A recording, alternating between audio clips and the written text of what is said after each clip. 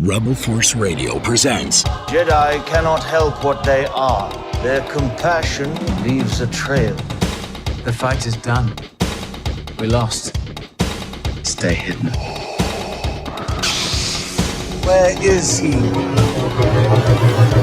This is the RFR Obi-Wan Kenobi After Show. After Show. Oh yeah, chut one and all. Welcome to the Rebel Force Radio Obi-Wan Kenobi After Show. Our second installment, though something tells me in just a few weeks we're going to be getting together a lot more often here. Thankfully. Also, happy Star Wars Day. May the 4th be with you. What a treat to get on Star Wars Day. I'll be honest, I wasn't even really thinking about an Obi-Wan Kenobi trailer. You know, we're just a few weeks out, and we had already got the, I guess that was the teaser trailer. So my mind wasn't even there. I was thinking, you know, I knew Hasbro was doing a thing, the Star Wars, or excuse me, the Disney app and some of the Disney exclusives. They were doing a thing, and of course, Walmart and all this. So I was really thinking about the, the collectibles, the merchandise. I wasn't really thinking about an Obi-Wan Kenobi trailer, but all of a sudden I'm driving to the day job and the YouTube, I hear that YouTube bell on my phone go off, and I look down and it's like, Obi-Wan Kenobi trailer, you got to be kidding me. So I'm driving and I'm texting the trailer to everybody, whether you're on West Coast, Central Time, doesn't matter. I started texting it to people before I'd even seen it. And yes, I did watch it while driving. All right. But traffic was very heavy. Traffic was heavy. All right. I mean, how can I stop? I should have pulled over, being a very bad influence. So especially if you're a young, impressionable mind listening to this. But Star Wars waits for no one, waits for no man. One man it doesn't wait for is, of course, my good friend and yours from Chicago, Jimmy Mack. Hey, Jason. Hey, Star Wars fans. Where am I? Where'd he go? Where am I? I don't see me. Hey, there he is. Hey! He just beamed in. Did you hear me with the whole hey, Jason, hey, Star Wars fans thing I have to do? Yeah. Did you hear that? Okay, I did. So you just we heard. Yes, we just didn't see it. Yeah. Hey, Jason, hey, Star Wars fans. So, yeah, I'm happy to be back here. I watched the trailer as soon as it dropped this morning, and I did the responsible thing. I didn't watch it while driving a motor vehicle, a multi-ton motor vehicle, putting my life at risk. You mean after you found out it was out, you didn't jump in the car and watch it on the road? No, like I said, I did the responsible thing. I watched it while sitting on the can. And which is good because the activity that followed me viewing the trailer was appropriate for both the trailer and for where I was because it was happening. And it was a great trailer, a really great trailer. And the stunning imagery, especially the final shot. Well, not the second to final shot. That's the one that just keeps sticking with me. And as a longtime Star Wars fan, to get to see how the sausage is made. And the sausage in this case is Lord Darth Vader, Dark Lord of the Sith. So, yeah.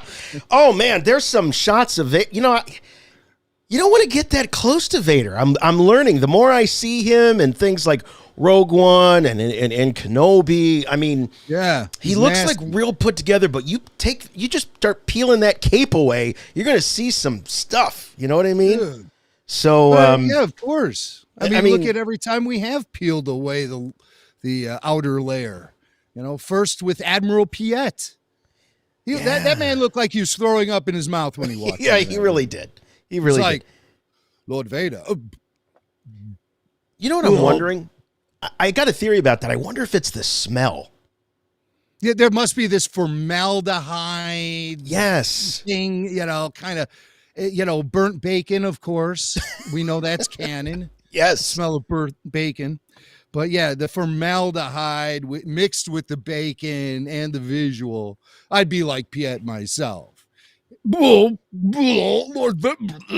because really, what did he see? He saw just kind of like a white, veiny scarred. I guess it is pretty gross, but I'm thinking smell.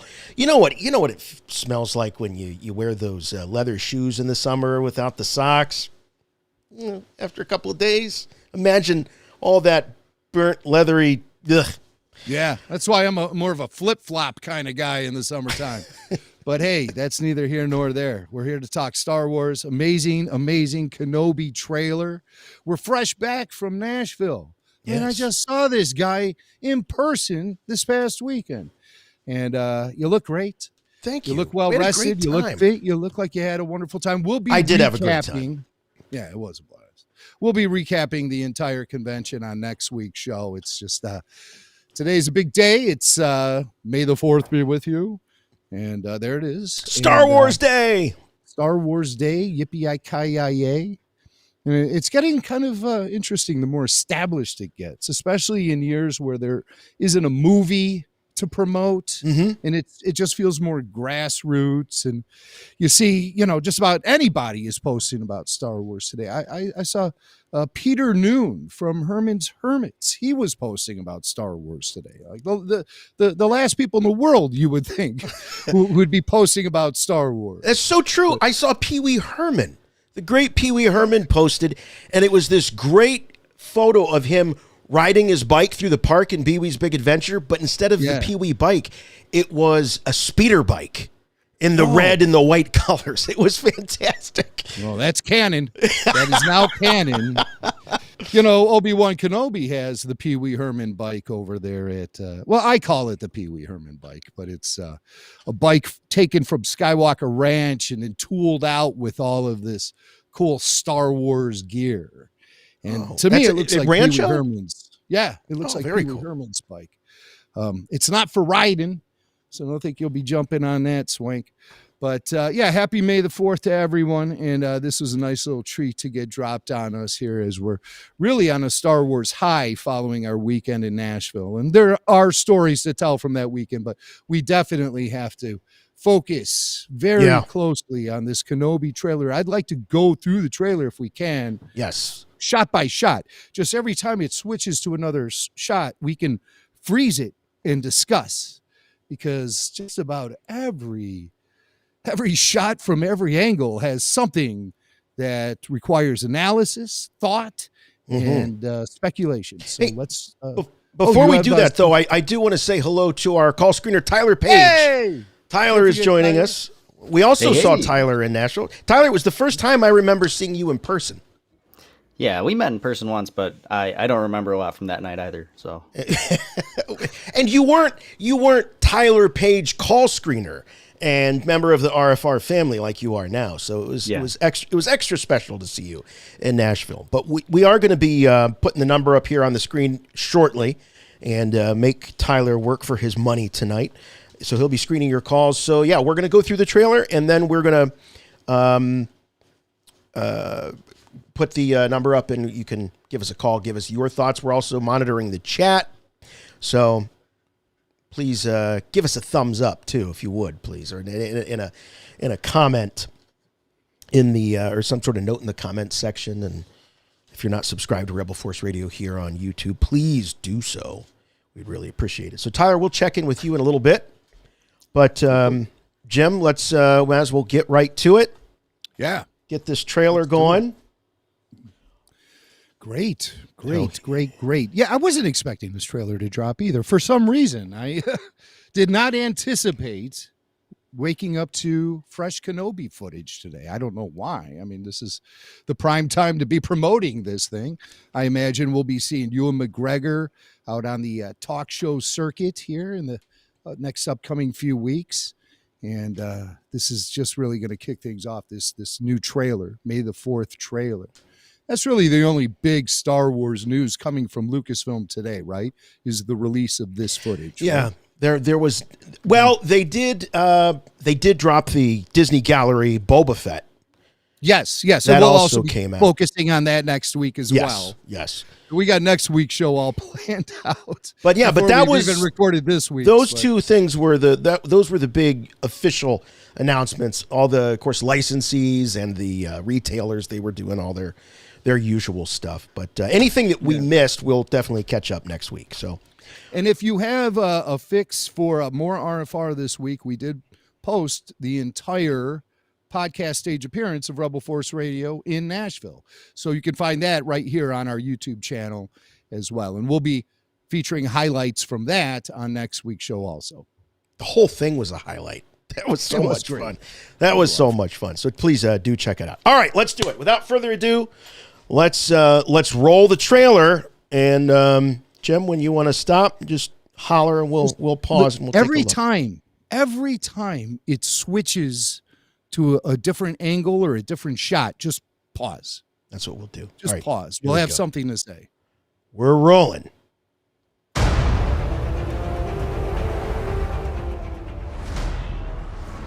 Here we go. All right. Ship. Well, what'd I do? I fast forwarded. There we go. Let's try that again. Spoiler alert. All right. There's a ship. We got a ship. Yeah. I think I saw some chat online, people saying that was Ochi's ship. Maybe it looks like that way from the back, but I don't really see it from the front. It looked like a different design. I don't have that shuttered cockpit. I don't see think the cockpit's very different. No. Yeah. No, this is not Ochi's ship. I think this is an Inquisitor ride or something like that. Would be my guess. I bet you're right. I bet you're right. Or maybe Obi-Wan smuggled himself underneath the floorboards of this ship, and he's using it to escape Tatooine and go to that metropolitan city planet that's not Coruscant. Right. Not Coruscant. I think, Dayu? Yes. Hong Kong influenced city planet. You know, somebody observed that it looks a lot like those animatics that we saw from Star Wars Underworld, that shelved TV series. They did a number of test shots and things, and I as soon as I read that, I go, yes, that's where I've seen that before. Yeah, it sure seems familiar. Now, I think in those test shots, it was supposed to be Coruscant. Oh. But I did get that vibe watching this footage today. I was like, wow, that kind of reminds me of the Star Wars Underworld TV series. Yeah. That was shelved. All right. Yeah, that's definitely showing up there on Dayu. I'm guessing that's an Inquisitor showing up. All right, so these troopers, I'm seeing online that these are Purge Troopers. And Purge Troopers that are seen in the video Force game. Unleashed. Is it Force Unleashed? Purge Troopers? Oh, no. Purge Troopers are from Jedi Fallen Order. Fallen Order, that's it, yes. And I thought Purge Troopers were wearing black armor. Purge Troopers. So these guys look like typical stormtroopers. Right, they looked like that to me, but some were being identified as Purge Troopers. Oh, really? Yeah, I guess they're in the Darth Vader comic book. And and as you say, they were in Jedi Fallen Order. Yes. So it was hard for me to determine, what identifies them as Purge Troopers. Because like you, Jim, I was expecting them to be black or, to look different. They just looked like regular. Yeah, we're saying on the chat that people are saying now Purge Troopers are black. All right, so yeah, they're in dark armor. Okay. So remember the line? Remember that famous line from C-3PO? Purge Troopers here. I must warn the others. Oh no, I've been purged. No, I don't. I don't remember. You don't remember that line? No. I don't. I'm afraid. No. I think it was from The Empire Gets Weird. Yes. Oh, so there's the Inquisitor leading them down the street. This is definitely some intimidation going on. You see this or some hunting contingent. Some hunting, it looks like to me. They're hot in the trail of Obi-Wan Kenobi. All right, here we go. God, like I said, every shot requires discussion. So here we see the brother. Which one is he? Seventh brother? There's so many brothers. Well, we got the third sister, right? Reva, played by Moses Ingram. Yeah. We've got Rupert Fred, the Grand Inquisitor. And some are saying this is Sung Kang, the fifth brother. The fifth brother. Okay, the fifth brother.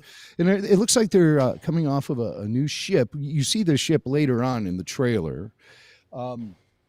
but it kind of resembles that thing they have parked at Galaxy's Edge a little bit, but I think it's a little sleeker in design. I don't really see too many aliens in the background here on the street of Mos Eisley or Mos Esp, but I would assume we're at Mos Eisley. Is that a Jawa there to the right? I can't tell. It looks a little tall for a Jawa, but it looks like these are just your typical Mos Eisley denizens. Yeah. No, I'm not seeing a Jawa here. These all look, for the most part, humanoid. There are a couple aliens in there in the background, but they're all wearing their ponchos and their various Outlander gear. No droids. Not yet. That's to come. We don't serve their kind around here. All right. So great shot. Beautiful, very Star Warsy. Yeah, I hope people are warming up to this Grand Inquisitor. I know his head's not shaped like the cartoon. And I also know, that Bruce Spence, played a similar played the same species in Revenge of the Sith, and they were able to get him. But you know what? For me, I don't need the character. If it's a great actor, and I believe Rupert Friend to be a really great actor, I'm excited to see him and what he can do in this role. I think if he comes out and he nails the part, no one's going to remember the shape of his head when it's all said and done. That's right. Good acting will carry us to the top. Looking at the back of the fifth brother here, I believe. Yeah, the rotator blade, the double-bladed rotator lightsaber that he has there. So he's going to, it appears, as things come into focus in the background, we're going to see Joel Edgerton there, who plays Owen Lars. And it appears this is a showdown of some sort. I predict somebody had squealed and said, maybe Owen Lars knows where Obi-Wan Kenobi is. And maybe more than a few people said that. And here's the Inquisitor now coming to question Owen Lars. Right. We shall see. We shall see. Or we will not survive. We've seen this shot before, so this is nothing new. But Rupert Friend again. This is probably the one sitting there is the one who squealed on Owen Lars. Yeah. Yep, that's the rat right there. His whole family, rats. Yeah, it's probably Kitster. Wouldn't that be great? He's the guy. Yeah. Jeez. All right, let's see what do we got next. Okay, some more of Reva. We get to hear from Reva in this. I predict Reva will flip. Every time a new Star Wars series debuts, I always like to look for the one that I think is going to redeem themselves in the long run. Yeah. And I predict it's going to be Reva, primarily because she's just a human. She's not deformed. She doesn't have any helmets on or anything like that. Her character will be expressing emotion more freely, clearly, without the hindrance of a mask. And so I think they're going to be looking for something from this character that will probably leave in some sort of redemptive arc by the end. I think you're absolutely right. You've called it before. You called Callus at the beginning of Star Wars Rebels. Yes, you did. I did. That was the very first episode, I think, of Rebels. Yeah. When I looked at him and I just got vibes. This guy's going to flip. He's going to flip on the Empire. Well, I'm getting the same vibes with Reva. No, I think your observation about how they're keeping her performance pure without any obstruction of any masks or prosthetics or anything. Yeah. And she's, she's somewhat pleasant to look at compared to the other Inquisitors, all of them. Yeah, they're hideous, all of them. So you feel like maybe she's not that far gone, right? She doesn't have that physically, and George and Star Wars in general has always been, not so subtle. They want characters, the baddies, to look like baddies. I mean, Darth Maul is one of the best examples. So when you have a character that looks very human and relatable, and they're, a villain, I think they're absolutely ripe for redemption. Yeah. And we've seen this before. This is not new. Of the homestead. And young Luke. Pod racing? Is he pod racing, or is he dreaming about piloting the family skyhopper through Beggar's Canyon? I don't know. It's a good question. Don't think it really matters, because what we're seeing obviously is, it's such an echo of young Anakin Skywalker, and Anakin Skywalker is going to be quite a fixture. And it wasn't until I saw this again with this trailer, and knowing that Obi-Wan is looking at him and thinking what must be going through Obi-Wan's head of, this is exactly what Anakin looked like when I first met him. I mean, they really it feel like they're going out of their way to give you those young Annie vibes. Of course. Yeah. That's the whole ring theory, they call it, of Star Wars, where we get these little nods to what happened before and little ripples of familiar elements that then present themselves in different ways as the story evolves. It's always fun to look out for that kind of thing. Yeah. But I still think he's sky hopping.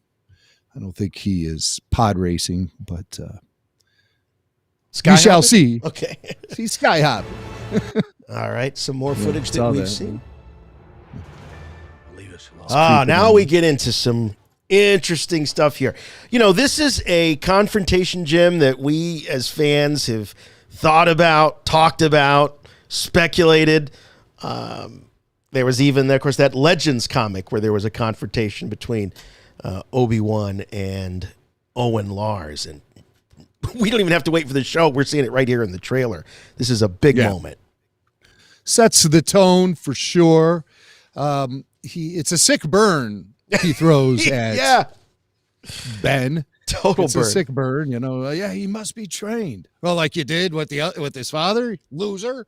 It's really shades of that. Why should I entrust this kid that me and my wife have grown fond of, and we've welcomed him in as a member of our family? And no, you're not going to take him and mess up his life like you did with his dad's. But it got me thinking, more speculation. What if Ben Kenobi has to leave the planet Tatooine because it's Owen Lars who then tells the Inquisitors about him? He tips off the Empire. Whoa. Just because he wants to be left alone. Now, I hope not, because I've always assumed Owen Lars had a good heart underneath that gruff and grizzled exterior. But what if? Well, he gets so fed up? He's like, these guys are looking for Ben Kenobi. I'm tired of that crazy old wizard always poking into our lives and saying he's going to train Luke. Forget that noise. Luke's staying here on the farm, and we're going to have the Empire escort Ben out of here. No, I don't think so. I hope that doesn't happen. Well, see, now you really got me thinking to me, that seems really plausible. And it doesn't mean that he's a bad guy. He was charged with protecting Luke as if he was his own. And I think a guy like Owen, like his father Klieg before him, look at what Klieg went through trying to rescue Shmi, right? And, I think that these types of folk out on the farm, the moisture farm of Tatooine, their word is their bond. And clearly you can just tell by the way he's talking to Obi-Wan that there's no love lost here. And if he sees an Inquisitor, maybe putting up a bounty for Kenobi, and he knows that that's a way to get rid, he could kill two birds with one stone, get a little cash and get rid of this crazy old wizard. I kind of like that idea. And it also shows how benevolent Obi-Wan Kenobi is, that he would forgive him. Huh. Does he? Well, I guess we don't know that he forgave him, but it certainly didn't sour him against Luke, if that's the case. What if old Klieg is still alive? No. He's in the Mos Eisley retirement home. And like during this scene that you have freeze framed here with Owen Lars, his hands on his hips, staring down Obi-Wan Kenobi in Mos Eisley. What if old Klieg comes, floating up And he's like, I would have taken care of those Inquisitors if it wasn't for my damn leg. Tuskens are animals. It's like, God, would you stop talking about that all the time? It's not the Tuskens, old man. I know. I just stop already. That was so long ago. I know. But it's all I really want to talk about is my damn leg, really. So we'll see. He blames everything on that. Yeah, it's just everything. Like, the prices at the pump. It'd be fine if it wasn't for my damn leg. He doesn't say damn leg, does he? No, but in Attack of the Clones, it's implied. It's my damn leg. But we'll see. I'm having fun. It is in my own head, and I like to misremember that scene as being my damn leg. All right, let's see the sick burn here. See if we can get a little volume on this one. When the time comes, he must be trained. Like you trained his father? Oh! Hey! You still want Kenobi. Oh, this is cool. Let's back this up a second. So, with the TIE fighters hanging up there, all docked. Yeah, this is probably the Inquisitor's citadel that we keep seeing. That's what I'm thinking, because that's... The Inquisitorium? Yeah. The Inquisitor Shack. And he's showing up for a meeting, a gathering of the Inquisitorium.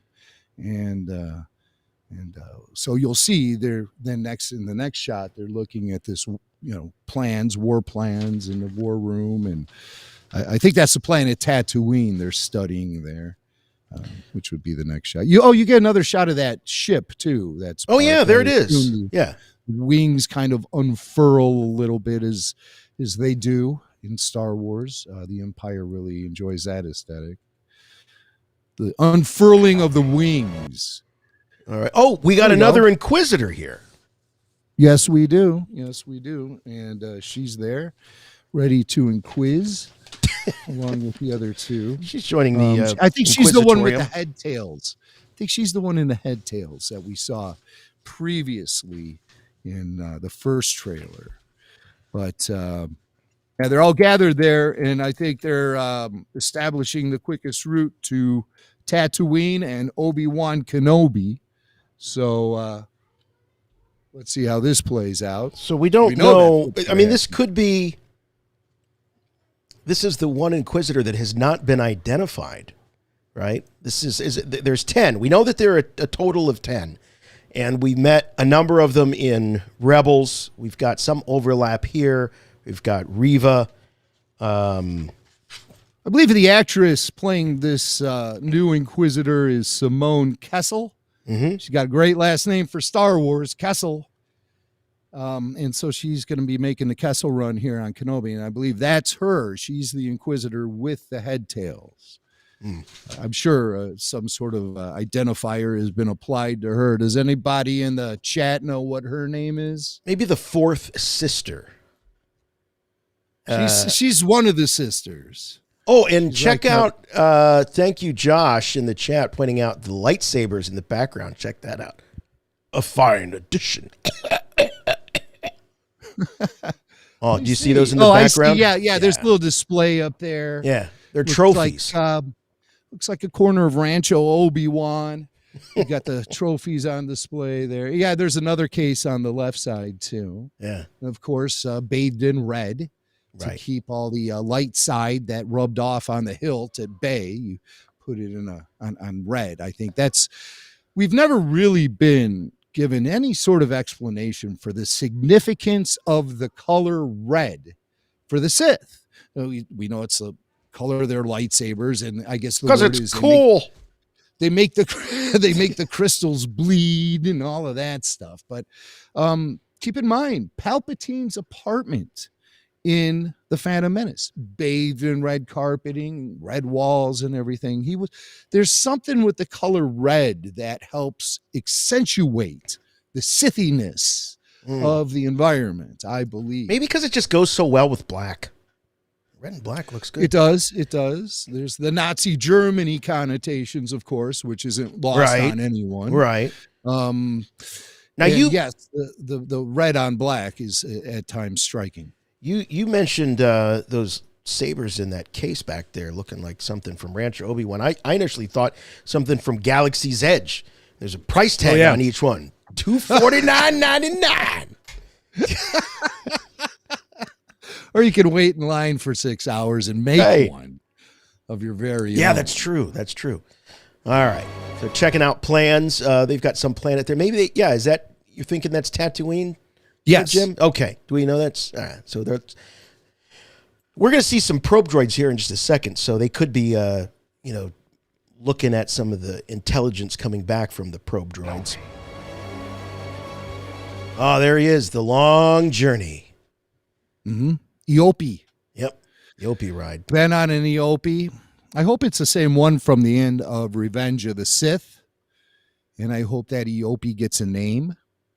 Farty? But we have bigger fish to fry with this miniseries, so we'll put that near the bottom of my wish list. So what'd you think of Kenobi? I was good, but the Eope didn't really have a name. I mean, come on. Hey, if Rebel Force Radio can force Lucasfilm to name an Ewok, we can get him to name an Eope, right? That's right. That's right. And then sometimes we name the Ewoks ourselves, like Humpy the Ewok. Who could forget? Crazy Humpy the Ewok. Now that's I just called this Eope Farty. So if he's the one that is letting them rip there. Oh, they are gassy. Yeah. It's like that episode of Seinfeld when Kramer fed the carriage horse the beans. That's right. And they put like Elaine's parents on the back of with the carriage downwind.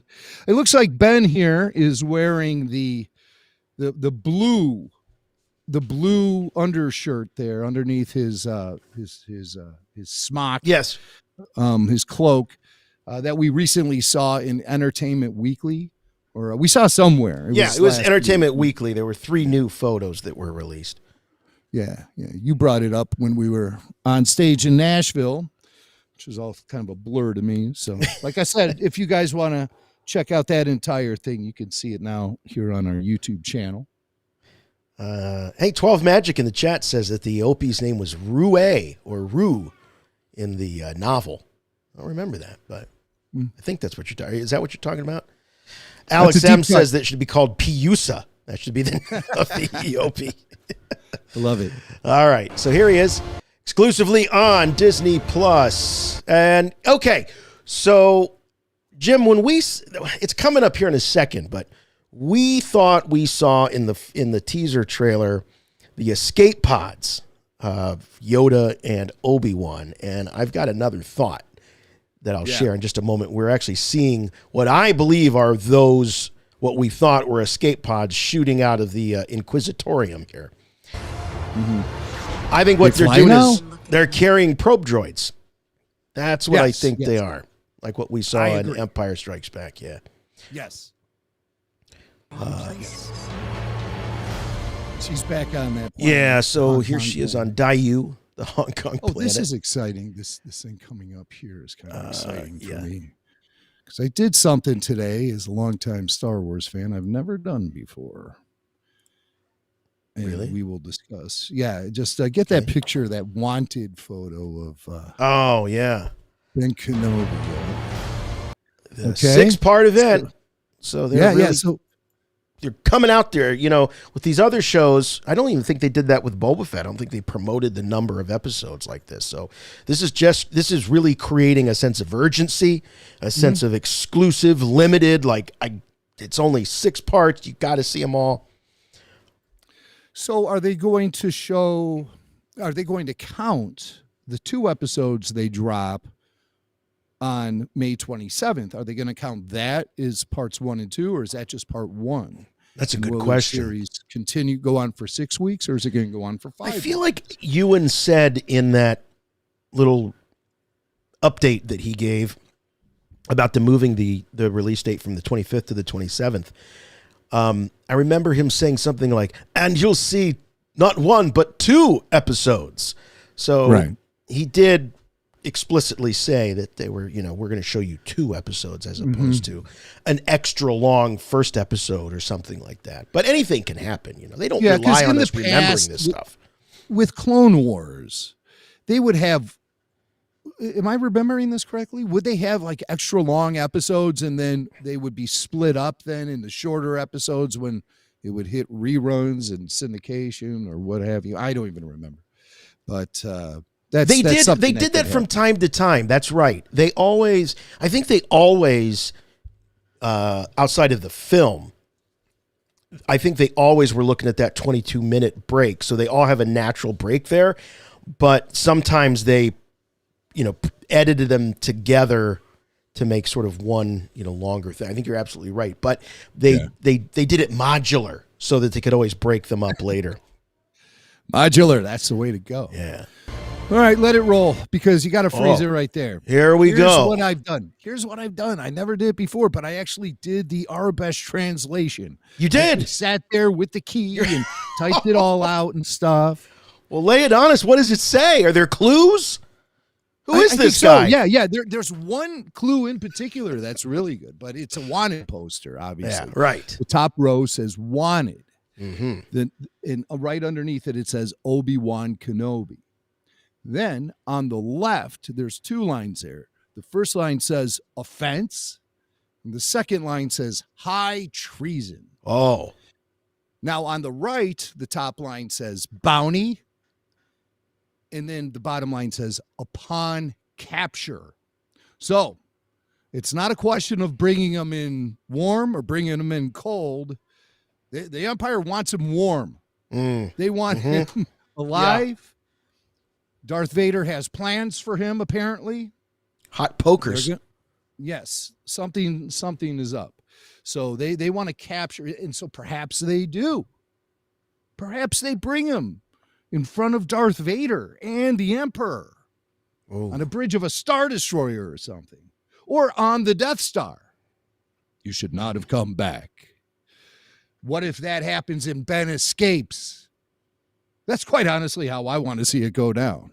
Wow. So, bounty hunters hunting Obi-Wan Kenobi, and they have to bring him warm. So, do you think we'll see a young Din Djarin hunting Obi-Wan Kenobi? Well, anything's possible. Anything's possible. I don't think so. But no, I don't think so either. Two lines keep playing over and over in my head from the original trilogy. One, of course, is the "you should not have come back," which you mentioned, and then the line that Vader gives to Luke on Endor. Obi-Wan once thought as you do, and he's very pensive. He's very melancholy about that, and then he snaps back into Vader mode. You don't know the power of that. It's like he's vacillating between, the two, Anakin, Vader. And so I keep thinking about that line, you shouldn't have come back, and Obi-Wan once thought as you do. Do you think it's possible that Vader could aid in hiding Obi-Wan Kenobi further? God. Oh my God. Now that's something I never, ever in a million years would have. I know it's a leap. But this is the time to be making those leaps because if we throw enough crap at the wall, something's going to stick. That's right. There'll be, and then people be tweeting, "Oh, the RFR guys called this." So here's the deal. Vader bounty hunter brings in young Din Djarin, presents Darth Vader with Obi-Wan Kenobi, battered and bruised. Or the line of succession would probably be Din Djarin to the Inquisitor, to the Chief Inquisitor, to Darth Vader, to then the Emperor. So you gotta, go up the ladder here with the Empire. And so instead of presenting Ben Kenobi to the Emperor, Vader turns his back for a minute. And Ben slips out. Yeah. Wow, that would be really some compelling stuff. And then, of course, the Emperor makes Vader pay for that mistake in a serious fashion. Sith lightning, torture rack, taking his arms thumb off, screws, taking his arms off, putting him where his legs should be. making him walk around so he can just laugh. Yeah. He looks like Sebulba. I kill myself. So, I mean, things like that. So he's going to pay for it. So then by the time he faces Ben Kenobi on board the Death Star, and Ben basically sacrifices himself, Vader's he's good with it. Because at that point, then, Anakin is truly more machine than man, twisted and evil.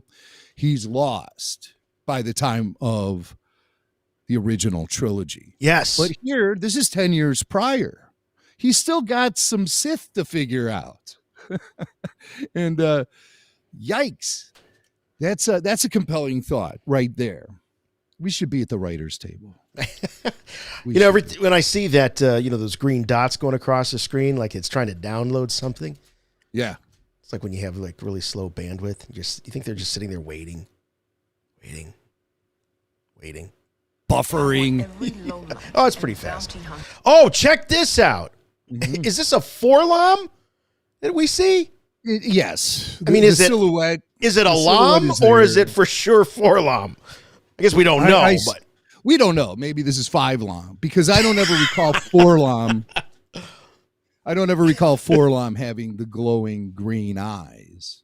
And we've already, done a kind of tightrope dance with IG-88 and the IG-11 that's in The Mandalorian. Yeah.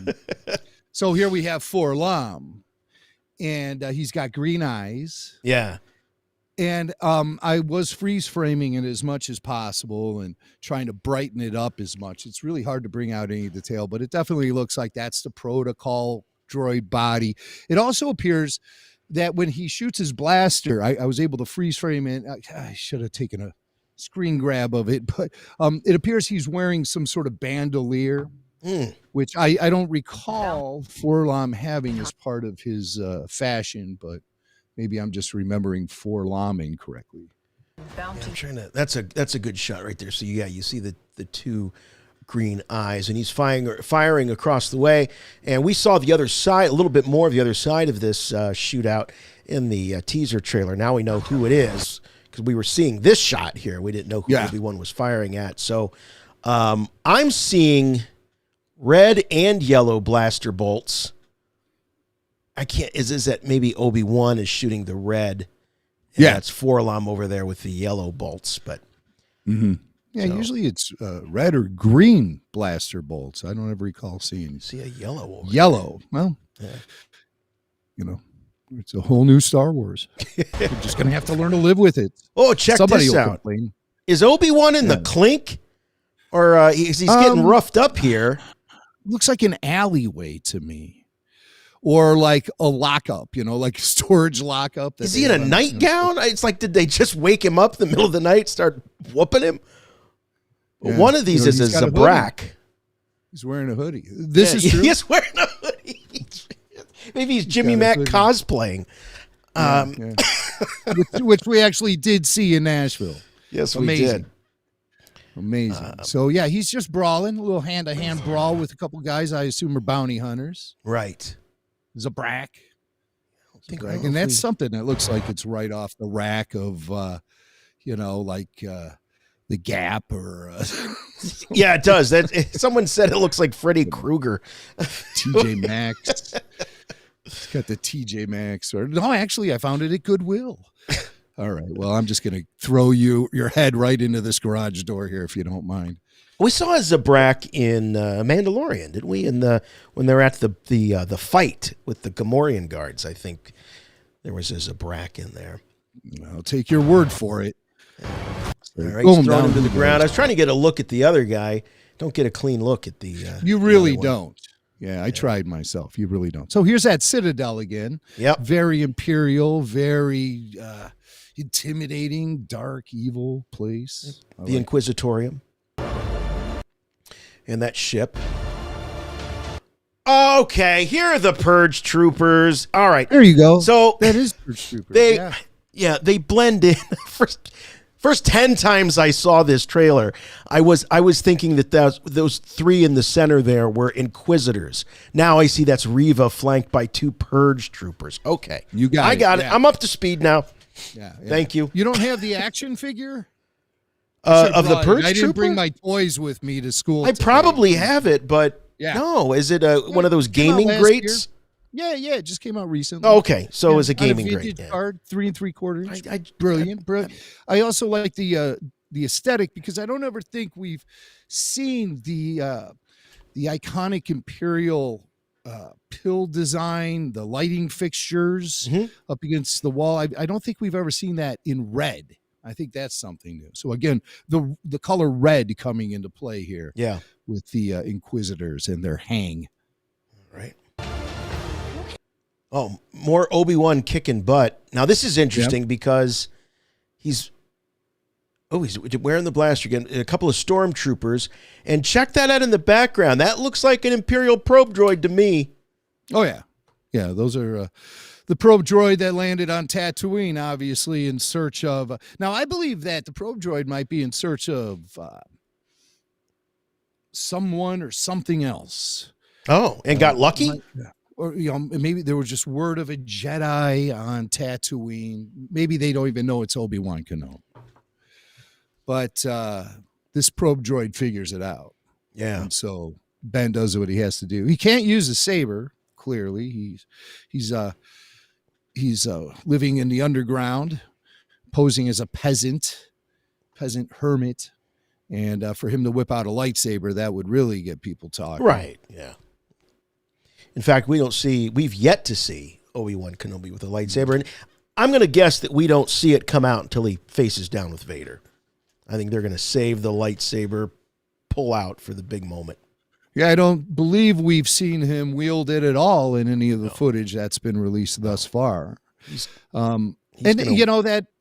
so uncivilized line from Revenge of the Sith. It really just, every time we see Ben using the blaster, those words are going to echo in every fan's head. And it just reinforces the miserable existence that this guy's been forced, no pun intended, to live. I mean, this is going to be really, that simple line, throwaway line, seems even like comedic when he delivers it in Revenge of the Sith. Right. Now and it it's has huge ramifications on the poor guy. It does, and of course, it's a play off of the original line in A New Hope, where he's talking about the lightsaber, more elegant weapon for a more civilized age. So, of course, then he's remembering blaster, the good old days, uncivilized. Yeah. He's like, I'm just thinking of Henry Hill at the end of Goodfellas when he's like, there's. What they call pasta here is noodles with ketchup. Right. He's really bummed, man. The good old days are over, pal. Right. Now here's a droid. At least I beleave this is a droid. Yeah, it's a droid. Looks like the Iron Giant. A little bit. Yeah. Or Tweaky from Buck Rogers' dad. But Tweaky's dad.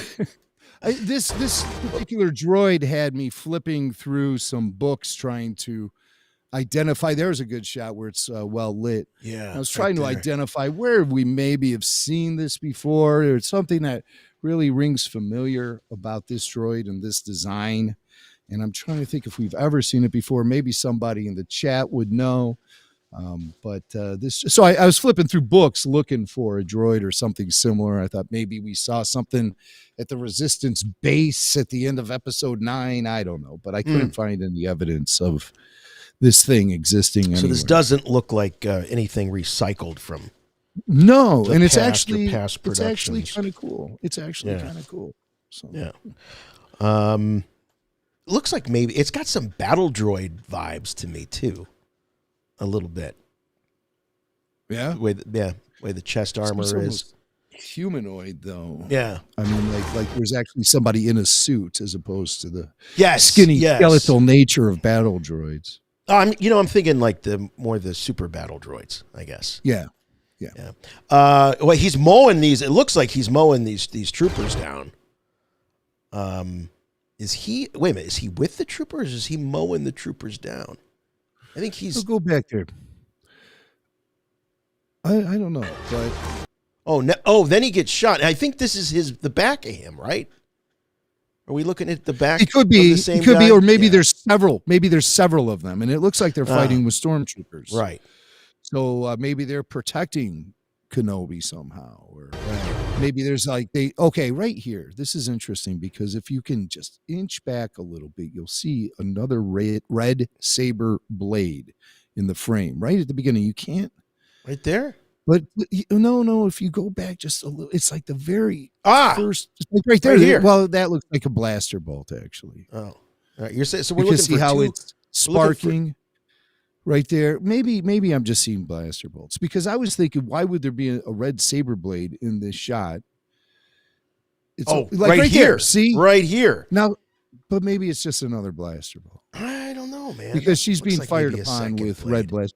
So just in this shot alone, we're looking at this. That to me looks like a red saber blade, and it looks like she just gunned down whoever is holding it. So I was like, okay, well, maybe this is a point where she's kind of turning on the Empire, but because as I predict, she will flip flop. But no, I think now that I see it, it's a blaster bolt. So I'm not gonna speculate upon that any further. Yeah, there's lots of bolts. Oh, this is Nanjiani, right? Kumail Nanjiani. Kumail Nanjiani, yeah. And it looks like he's wearing Jedi robes to me. Sure does. Got an under tunic, like that light tan under tunic with the outer robe. Yeah. And we speculated, Jim, that perhaps it's not Obi-Wan that they find. It's another Jedi that finds Obi-Wan, and they find that other Jedi. And, he's not as smart, maybe, as Obi-Wan at hiding out. Yeah. Somehow he's going to have this. Perhaps this is the Jedi that Obi-Wan's talking to in the trailer when he says, "Stay hidden." Right. Stay hidden. Yes. Who's he talking to? This guy. Yeah. This guy, Kumail Nanjiani. But he looks like he's about to blow it for everybody. Like he's that nervous guy that just runs out, in the street. He's here. Right. He's here. I give up. Yeah. He does. Look at him. Look how freaked out he looks. The end of the rope, right there. You don't have the stomach for this. He's just at the end. Oh, look at this. Look at this. It's like batteries not included. Remember that movie? I do remember the movie. I don't ever recall seeing it, but this is it looks like a fun little handheld droid there. Yeah.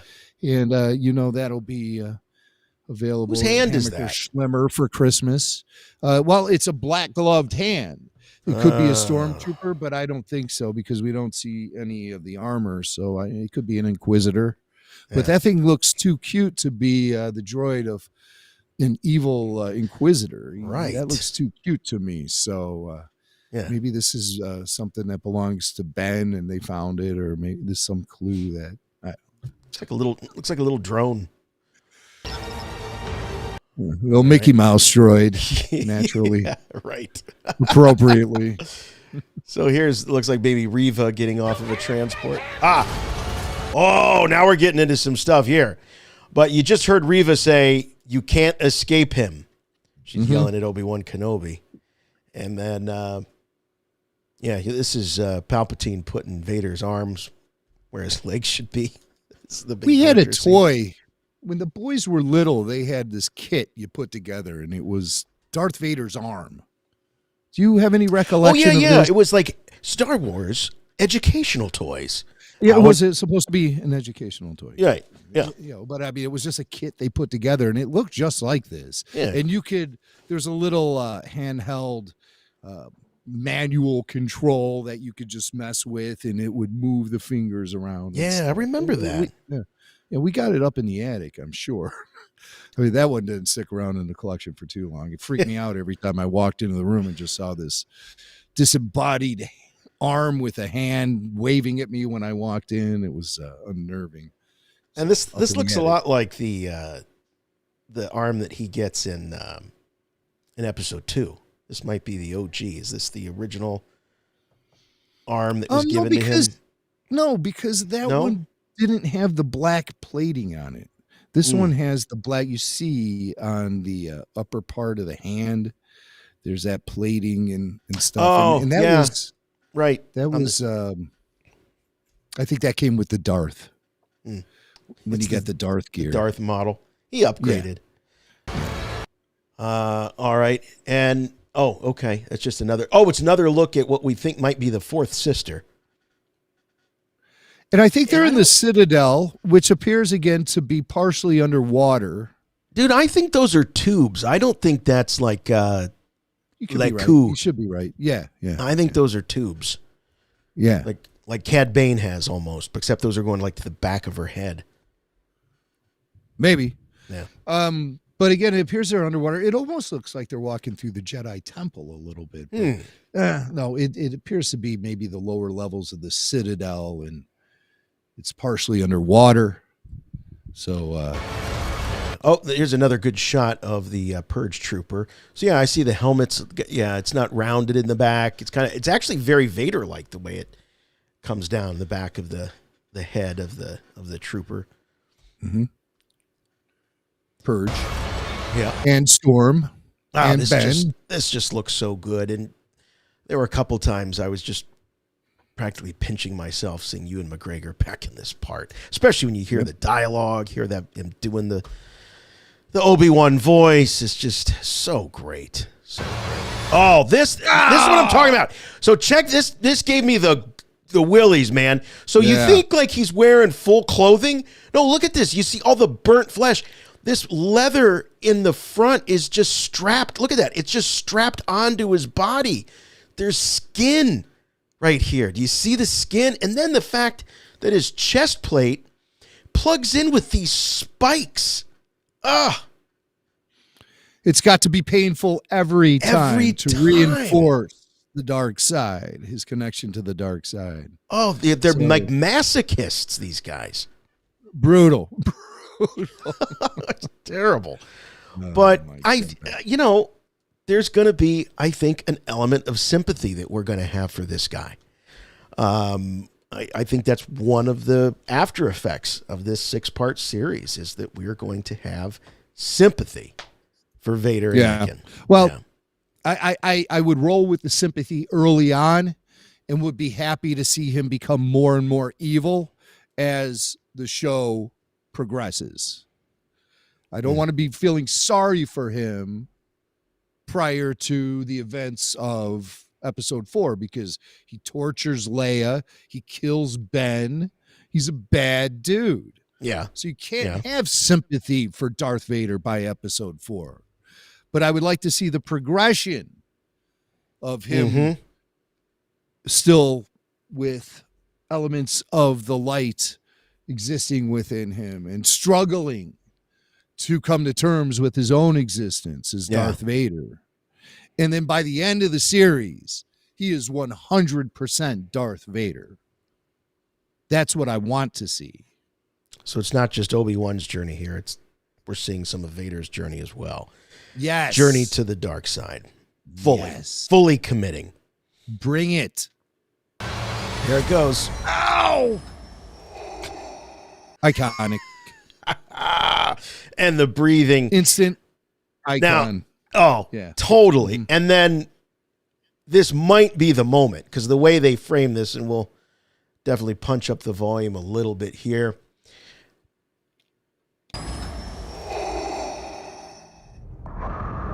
Is that the moment when they come face to face? Wow.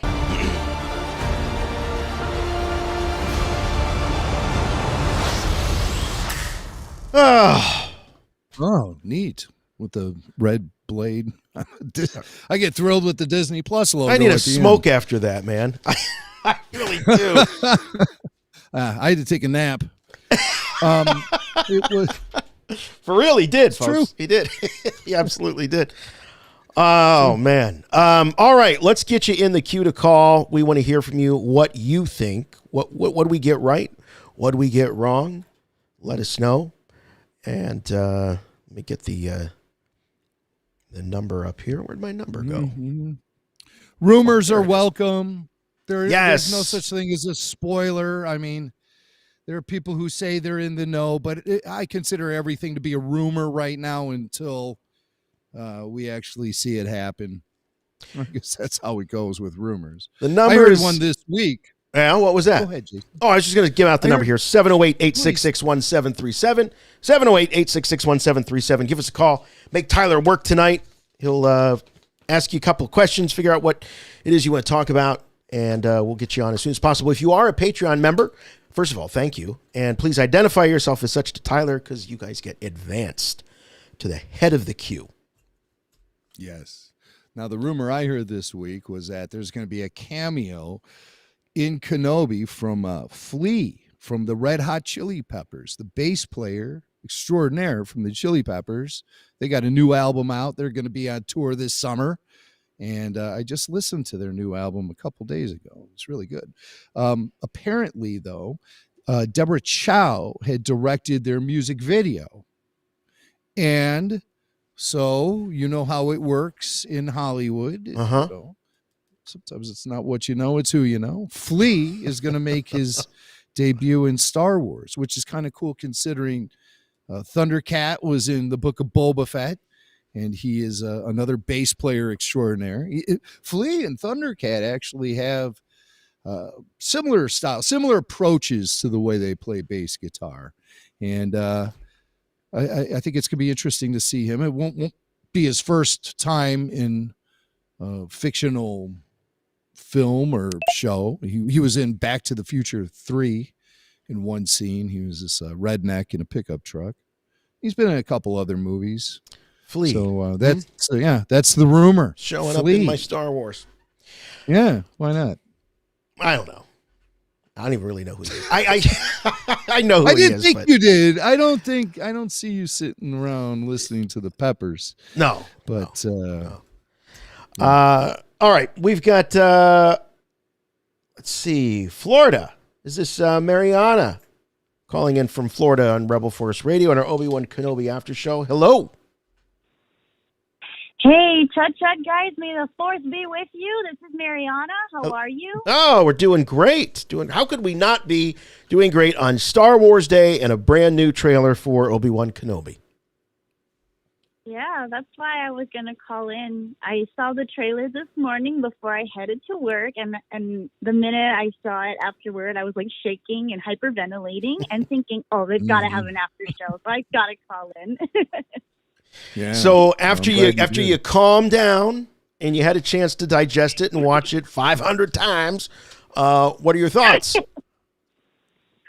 Oh my gosh, I'm excited. I wanted to have 2 points I wanted to ask you guys about. So, number one, that sick burn, Obi-Wan and Uncle Owen. I remember a couple months ago reading or just skimming the internet and the comic about an interaction between them, how Owen's like, stay away from Luke, you did this to us. And I was like, oh yeah, I had those vibes. And my number 2 question is, where is Hayden's face? They only showed the breathing, which was super epic, but like, I want to see his face. Where is he? Yeah, they're going to sit on that. I think they're going to sit on it. Yeah, I agree. Reveal that. No. Now, I don't know. I was thinking that I just saw someone on the chat said that they don't want to see another trailer until the show premieres now. Like, all right, I've seen enough. I wouldn't be surprised if Star Wars Celebration, if we get something else, maybe a behind the scenes, something, because I think that's when we're going to get the reveal of Hayden Christensen. I think it'll happen at Celebration. I think we'll get it in advance. And it might be part of that panel that they have planned for Friday, right? Is the panel Friday? Thursday. I think or Thursday. Yeah, first day. It's first day, but, yeah. They want to get that out of the way. Or I don't know. I don't know when the panels are, and I don't know. But I predict they're going to have some sort of world premiere of the first 2 episodes at Star Wars Celebration. That just hasn't been revealed yet, because most people won't be able to get into it. But it might be invite only altogether. Oh, Go ahead, sorry, Mariana. Yeah, I don't think Hayden was also announced as a guest yet, but it wouldn't surprise No. me. I think he might show up. Yeah. Oh yeah, Heck yeah. he's gonna. I think he's gonna be a guest because if Ewan McGregor is there signing, which that's been confirmed, still will Hayden Christensen be there? Sure. Yeah, he'll be there. I don't know if he'll be signing, but he'll probably be. Is this an anniversary? We're in 2022. Is this an anniversary for any of the films? Episode 2. Yes, the 20th anniversary for episode 2. Okay. So Hayden's debut in Star Wars. Right. So we're gonna get an episode 2. Yes. Okay. I didn't even have to know that. I just guessed without seeing the official rundown. So yeah, we'll have yes, there will be an episode 2 panel. It'll be McDiarmid and Ewan and Hayden. I wouldn't be surprised if we see a Sam Jackson show up at this thing. Not signing, but maybe on a panel. Now, he's the one who's never shown up. Right. At one of these events before. Right. Even Harrison At least Ford Hayden was at the last one. Right. No, Harrison did. Harrison. Yeah, I know. I said at least Harrison had, but no Sam. No Sam. Hey, Mariana, thanks so much for calling. Appreciate it. Appreciate all your support over the course of a lot of these after shows. Let's see. We got Tanner from Reno. Tanner calling us. What's up, Tanner? Chut. T-Dog. How's it going, guys? All right. Hey, man. How you guys doing? I guess Real well. Good. We're doing great. What'd you think of the trailer, Tanner? Oh man, I thought it was awesome. I like that they didn't show too much. I like to be surprised, be ready for when the actual show comes out. So I think the little Vader tease was perfect. Was the perfect amount for what's coming up. Yeah, so you didn't want to see anymore. You liked that this felt restrained. I do, yeah, just because I think it's going to make seeing him in the show that much more special when we actually do get to see him. I kind of like when trailers hold a little bit back. I'm glad they still showed him a little bit because I think it was due. But I'm happy with the amount that we got, and I'll be super happy to see him for the first time full-fledged in the show. Yeah, so I'm excited for that. Awesome. Anything else you wanted to share with us? It looks like you want to talk about Leia, I just wanted to right? see. Yes, yeah. So that's something that I've heard here and there. I'm not super big into spoilers, but I've heard here and there that we might get a young Leia in the show. Perhaps maybe the reason Obi-Wan has to leave Tatooine, or whatever the reason may be, he may rescue Leia from some sort of situation. That's how she knows of him. Come to the time of A New Hope when she's saying, help me, Obi-Wan Kenobi, you're my only hope. Perhaps she knows of him or has maybe even met him before through something that we might see in the show. It's just something I've heard, something I think is interesting. Think it'd be cool to see. Yeah. I've heard a similar rumor. Oh, yeah? Okay. Yeah. Where she will be the thing that propels him to jump into action. Kidnapping, maybe. That's an old trick from the EU. Yeah. How many times did Leia's children get kidnapped in those novels? It was like every other one. Their kids are getting kidnapped. But that could be an interesting way to get Ben off planet. What would take him away from his mission to look out after Luke? Well, Bail Organa reaches out and says, I need you, man. I need you. Yeah. And, yeah, totally. And that's because you got to think what's going to be the big thing that gets him to leave Tatooine, because it's such an important post that he has to keep. What is going to be the I feel like it has to be something big, a big reason to leave. Yeah, I'm struggling with the Bail Organa calling in the picking up the bat phone and calling in, because we see that in Rogue One, and there's a weight to that moment where when he's talking to Mon Mothma that makes you feel like this is the first time. He doesn't always, break the glass. Well, she's a notable figure throughout the galaxy, a public figure, so maybe Ben sees it on the nightly news. Yeah, Alderaan, princess missing. He just sees the headlines. Nobody needs to reach out to him, and he knows he has to jump into action. Right. He knows this. And one thing it'd be interesting. I've seen speculated about. Sorry, go ahead. Well, it's just it's a tightrope walk we have to do based on dialogue that already exists, where Ben says to Yoda, "That boy is our only hope." He says, "That boy is our only hope." Yoda says, "No, there is another." And it's clear that the story, the way everything got thrown at us after that, the other is Leia. And Ben he's not on board with that idea, the spirit of Ben in Return of the Jedi. So it would be interesting to see him have some sort of interaction with a young Leia where Ben is with her and he doesn't sense any force coming off of her or anything. He thinks she's, or maybe he even tests her midi-chlorians and she tests poorly, but Ben doesn't realize he has a broken device. So, or he got a bad reading or something. I know. I keep digging deeper. All right. I do like the idea that maybe, she's latent in her force abilities. Right. And he believes that. Or, I mean, even that line, that boy is our only hope. It could just be because of the amount of training that had already been dedicated to Luke, and he'd been working on it for a few years at that time, and the entire galaxy was teetering in the balance, and something had to happen right then and there. They didn't have time to wait for Leia to be trained after all these years. Well, I mean, Leia, God love her, but she wasn't necessarily the alternative. We see her, we know through the sequel trilogy that she gave it up. She decided not to become a teacher. She decided not to become a Jedi Knight. She became a mom. Yeah, but she does train Rey. By episode 9, she's training Rey, so she does. And then I guess her death triggers the vision of Han Solo for Kylo or something.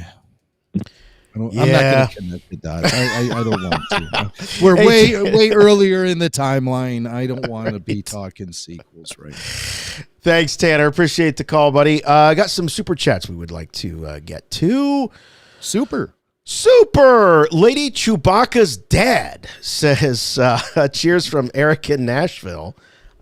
Great hanging out. I think that's what it says. Oh, stay gold. Great hang, stay gold. All right. It was an excellent weekend of Star Eric. Wars fans hanging out at a very intimate convention there at the hotel. It was just what a great time we had. My God. All right, David, I got your super chat, buddy. Thank you. I'm not going to put it on the screen because it's a little bit of a spoiler for next week's show. Okay, so we do really appreciate the $5, and we're going to recap. We're going to recap Nashville next week on the show.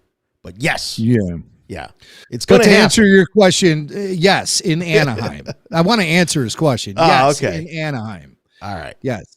Mm-hmm. Let's see. This is from John. As Morrigan, not in this trailer. Which one was he? He was that character I think was in the first season of Rebels, and they kind of forgot about him. Is that who I'm thinking about? Who's As Morrigan? Sounded to me like a character from Lord of the Rings. Let's see. As Morrigan.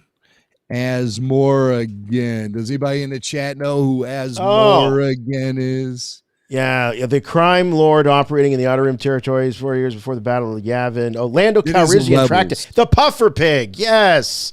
That's who Lando tricked. Oh, I see. So that's sold him the Puffer Pig. That's a play on Puffer Pig, not in this episode. Boy, you really made us work for that one. But thank you for your support. We love you. Yeah, man. And, thanks. Sometimes we need that. That's good for us. Yes. Keeps us sharp. All right. Got we got a first-time caller and a Patreon member giving us a buzz here. This is Alex from Minnesota. What's going on, Alex? Hey, Jason and Jimmy Mac, first-time caller here. I'm a huge fan of you guys, so may the force be with you guys. Yes, may the fourth be with you, sir. Thanks very much. So I got a theory and I want your guys' thoughts on it, all right? Are you ready? Yeah. So in the Citadel, where they're all around that table, and they got the lightsabers in the background, right? I'm wondering if that's how they're keeping track of what Jedi have fallen and which ones have not. Maybe they've got names of all those lightsabers. Yeah. And they've got an empty slot for Mr. Yoda, and they got an empty slot for Mr. Kenobi. So I'm wondering, what other Jedi are they possibly missing? And what do you guys think about that theory? I love it. So the unique identifier is the lightsaber. Yeah, that seems to hold up. I don't think lightsabers are traded back and forth very much. I don't think they're unique in the sense like, you know, in the wizarding world of Harry Potter, how the wands are super unique, because we see, you know, in the Geonosis battle, they toss a couple of spare lightsabers to Obi-Wan and Anakin. But I could see that. I like what you're thinking. I mean, it's a great way to identify and sort of have a checklist of which Jedi have been brought in. It all started with General Grievous. He was the one who had the collection, a fine addition to my collection. He's like the original Star Wars collector. He's like the Steve Sansweet of the Star Wars galaxy. He's the in-galaxy Sansweet. He's probably written books. You know, a bunch of websites have popped up all over the place. Everyone wants to be the next Steve Sansweet, have the museum collection. He's inspirational. Yeah, General Grievous. He's the man. I'm sure Steve would be very flattered to hear you make that connection, Jim. Well, you can't argue with it. Thanks, Alex. Appreciate it. It's a cool idea. I like that idea a lot. Yeah. You see the empty slots in the collection. And it's like, God, we got to complete the collection. They're going to conventions and stuff, flea markets, looking for lightsabers. It's like, did you find the Yoda? No, they didn't have it at this one. And so they're just like us. It's going to be a commentary on Star Wars collecting in general and those who collect. I see. It's going to be like there's going to be subtext in there. Yeah. Subtext, swank. We're going to be reading between the lines. Right. Hopefully feeling pride and not shame. They're going to be in full judgment. Look at these guys. Yeah. Another super chat just came in. How about that? From Cameron. Were y'all even at ICCC? I didn't see y'all anywhere. Oh, and again, thanks. all I did was stand in lines all day. Well, there you go. That's why. We were polluting the convention floor itself and wreaking havoc in the bar and up and down the corridors of the Sheridan Music City. Look, here's what a tip. Great time.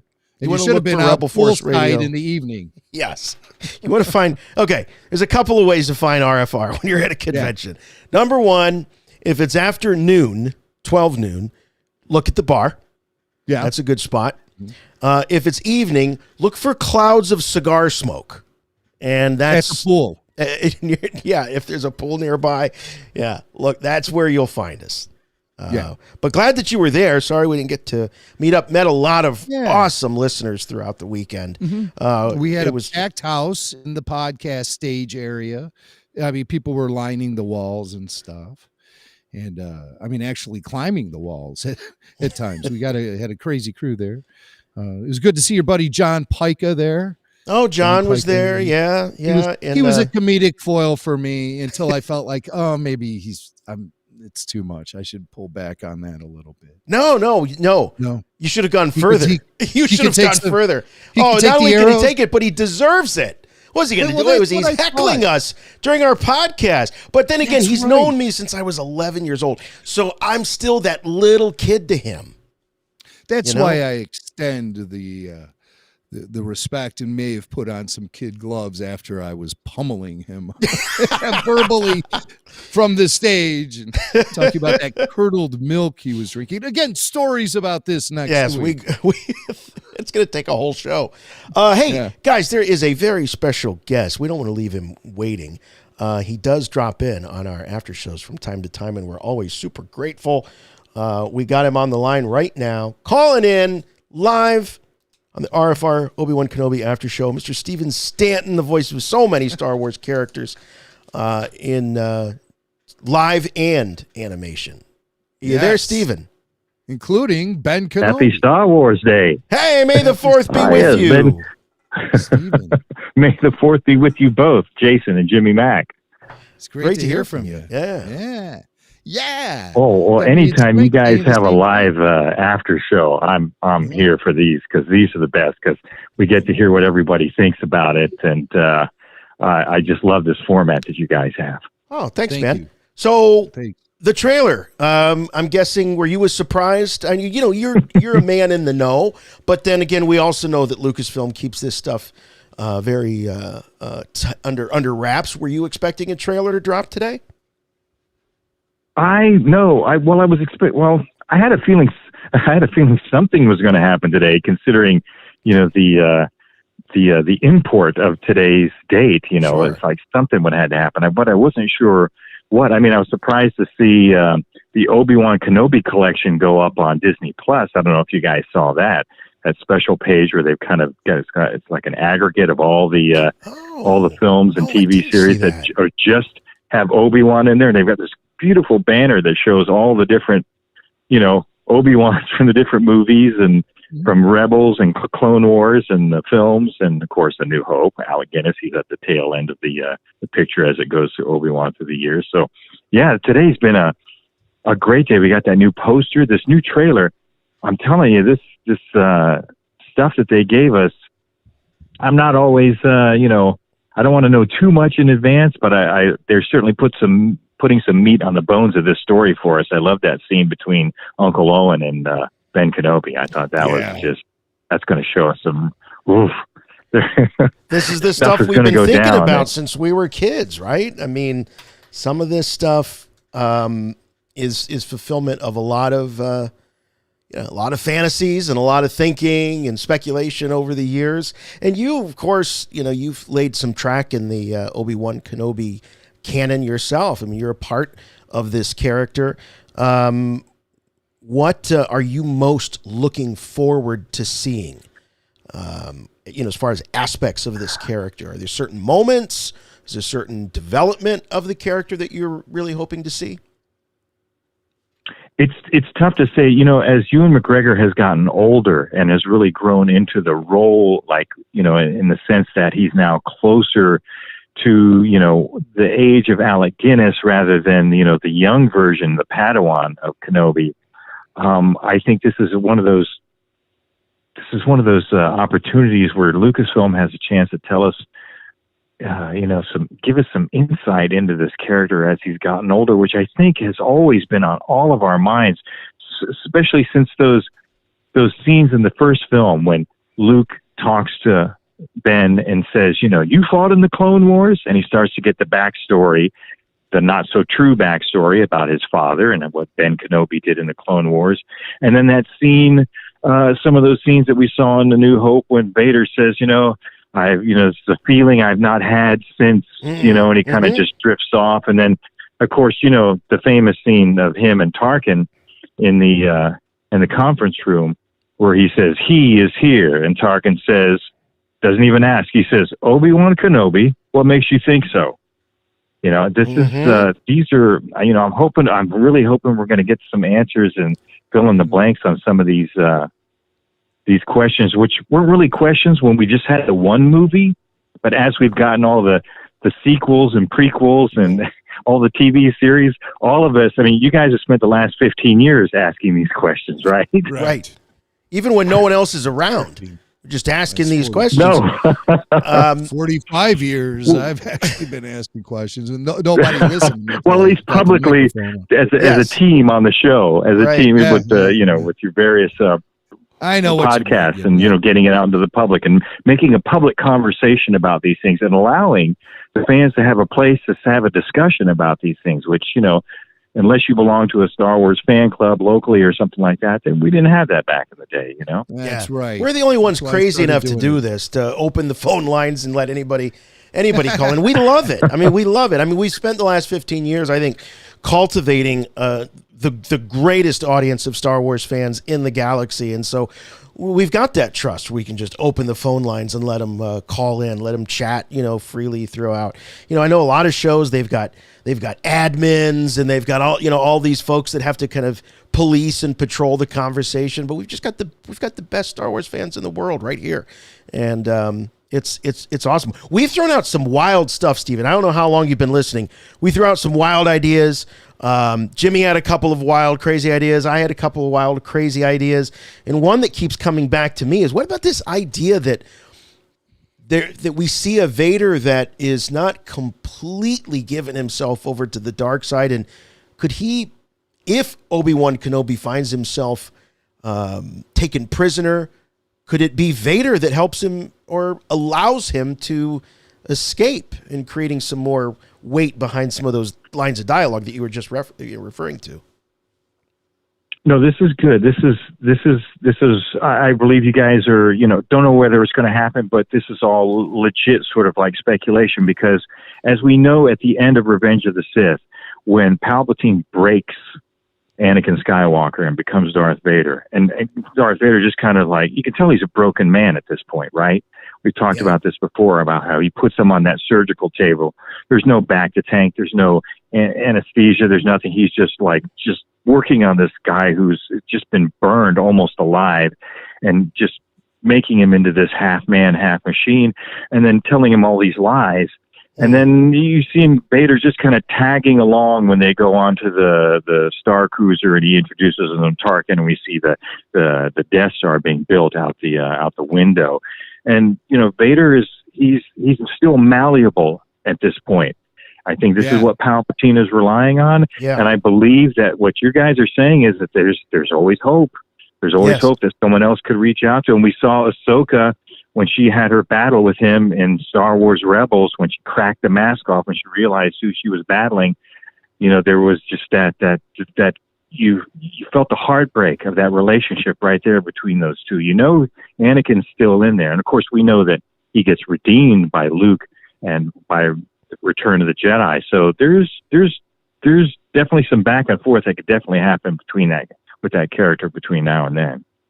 I think the showdown with Ahsoka and Rebels, though, I don't think that Vader was very flexible at that time about, I think we're going to see the shell get hardened throughout his character development in the Kenobi series. That's what I want. And that's what I think we were talking about the most, is how we would like to see Ben go from despondent reject on the run, living in isolation, to a man who is on a higher plane spiritually by the end of the series, possibly because he can communicate with Qui-Gon Jinn. I think Ben at the beginning of the series is despondent. He feels his connection to the Force is broken. He cannot communicate with the spirit of Qui-Gon, even though Yoda taught him how to do it, apparently. Yoda says he said, teach. I believe you're right. I think you're right, Jimmy. Because, by the time we did our episode... Go ahead. It's just not working for him. And Luke is not growing up fast enough. And he's running into roadblocks left and right. And then all of a sudden he gets thrown back into action when the Inquisitors show up on Tatooine. Now we have been still displaying that he is a formidable warrior, and then events will eventually take him off planet, where he maybe will then have that moment where he can break through, communicate with Qui-Gon, and Qui-Gon gives him the strength he needs to then deal with Darth Vader. Yes, and I also want to know who owns that little droid that somebody's holding in their hand in that trailer. I want to know that too, because I want one, and I hope they're in stores for Christmas. Oh, the Tatooine trader will be packed to the ceiling with those things. We'll all own it before the year is over, I'm sure. But he looks like a little Mickey Mouse. Exactly. He's got those Mickey ears. I think there's a point to that. So he'll could be at the souvenir shop at Galaxy's Edge by the no year's question end. about it. Steven, I know you can't speak for your fellow castmates and all the various animated series that you've that you've worked on, and of course you've done a lot of live action voice work too. But I mean, did you guys ever think when you were those early days of Clone Wars or even Rebels that you would ever see so many characters from animation showing up in live action to the extent that it's one big universe now? I don't think so, because at the time that I joined in with this, George Lucas was very much, the patriarch of this entire galaxy, and he didn't have in mind that he really wanted to do any films. At least that's not the, we had heard about the television show that was maybe going to happen, but it was too expensive for what he wanted to do. So we kind of thought that this was, at least the people that I talked to, some of my castmates, is like, I guess this is it. It's like, I'm happy to be involved in it. I know everybody would like live action, but I'm just really happy that we're able to do this animation. And I think George was really happy because he got to just do these shows exactly the way he wanted to do. When we would do episodes on the banking clan and talk about all that kind of stuff in the Trade Federation, we would just do them. And there was nobody saying like, oh, that's not good box office, or no one will watch it, or whatever. I remember at one point when I can't remember what season it was in the Clone Wars, Dave Filoni said, well, the Cartoon Network hasn't picked up the contract yet, so these episodes we're working on right now, we may just be projecting them on a sheet in George's backyard, and that may just be the extent of it. So, it was like, but look, George is, he can afford to make films that nobody would ever see, even if he just wanted to see them. I mean, he had the benefit of being, in a position where he could do that with his own studio and having the financial wherewithal to make these things. So, it was wonderful to work on something that was truly the vision of the person that was behind it, good, bad, or indifferent, whether you like it, whether it's Meaver Gascon or whether it's Darth Maul coming back to life, or, the witches, and, there's all kinds of stuff in the Clone Wars and Rebels, Puffa Pig, you guys mentioned that. Yeah, I mean, this is all, a lot of this stuff, this is all right out of the mind of George Lucas. So I'm happy to have been involved in that and to be a part of it, because I think it's truly a very unique vision that we're not going to see again, No, it definitely is. And here's the thing, and Jim's been preaching this a lot, and I'm definitely coming around to it more and more. There's so much content. Like what you like, don't like what you don't like, if that's the way it is. But just be excited about the next thing coming down the line. So if one show comes out, it's not your thing, there's going to be another series, or there's going to be another movie or something. And, I understand, because I'm one of them. When they start messing with or doing things that we don't like with some of these legacy characters, we get a little touchy, because they're like, I know it sounds cheesy and corny, but I mean, they are like family to us in a sense. We've lived with them in some cases all of our lives, and so we want them to sort of live on in our memories a certain way. And when you do something that changes that, it can be it can be tough to deal with. Yeah. So I have to ask you guys: am I going to run into you at Celebration? Are you guys going to be there? Oh, are we going to be there? Absolutely. We'll be texting. Of course, the Rooftop Bash is going to be happening, and that's where most people can find us on the Wednesday night before the convention, May 25th. We'll be on the top floor of the Grand Legacy Hotel at the park, right across the street from Disneyland. The bar is known as The Fifth, and we will be up there for 5 hours. 5 hours on the rooftop at The Fifth. And there are a handful of tickets left. We don't want you guys to hesitate if you're thinking about coming to this thing. I wouldn't wait till like the week of. I think that's going to be a big deal. And of course, it sounds like a way to kick off the bash. That'd be wonderful. What it is, yeah. And we'll be texting you throughout the convention and have our classic convention floor meetups with the entire crew, the RFR crew and the Stanton crew coming together. So you'll be texting me. Is that what you're saying? You'll be texting me? You're texting me during the convention? You'll have I tell you,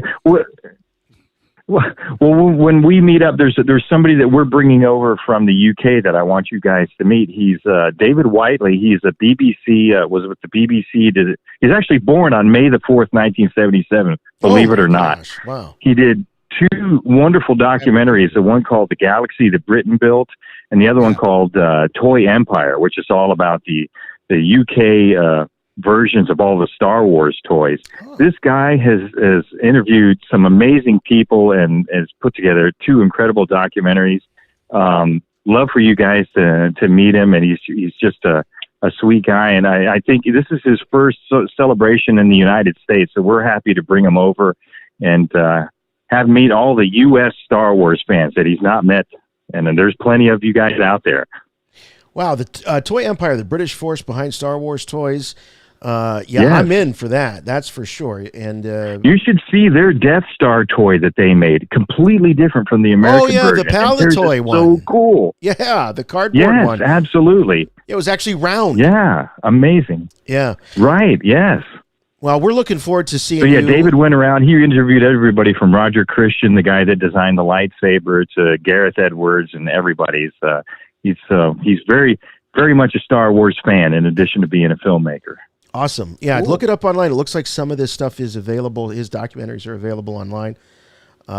Yeah, I'm especially documentaries about Star Wars toys. I'm all in, all in. But it's going to be awesome to see you next month. You and the whole crew, as Jimmy said. And it's always so kind of you to spend some time with us here on these after shows, Stephen. It really is. I know all the listeners get a charge out of hearing it from you because. Well, 1, you're a heck of a guy, and 2, you're on the inside. But as always, there's a big fan inside of you, and so you definitely strike it at both angles. The insider that doesn't stop being a fan. Right on. And Stephen, I'd like to get your take on this Kenobi series once it gets underway, as somebody who actually voiced the character in Star Wars Rebels in the extremely popular Twin Sons episode. That's an episode of Rebels that really resonates with fans. And, very rewatchable. Hey, Jason, you just put the banner up here for Obi-Wan Kenobi. This is from Disney Plus.